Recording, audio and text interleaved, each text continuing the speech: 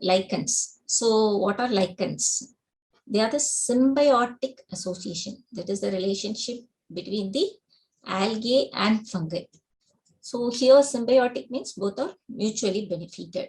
It will be beneficial for both the organisms. The algal component is called the phycobiont.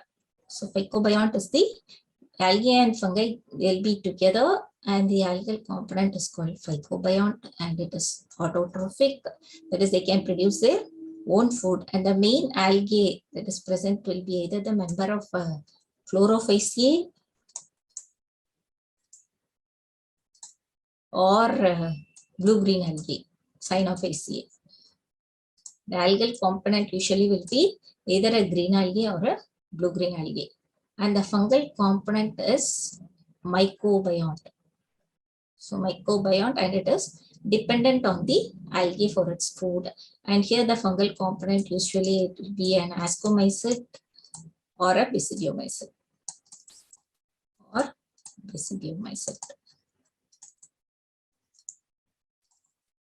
And then about lichens, so mainly these lichens, they are very good pollution indicators.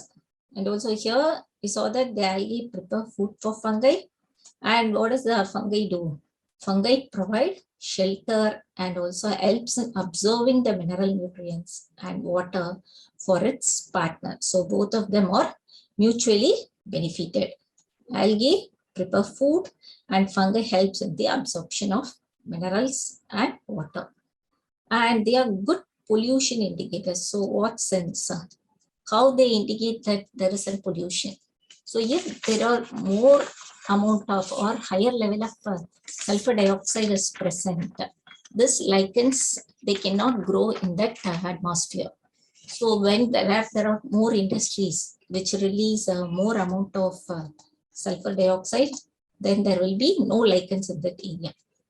They do not grow in polluted areas. So they are good pollution indicators, and also they are the source of medicines.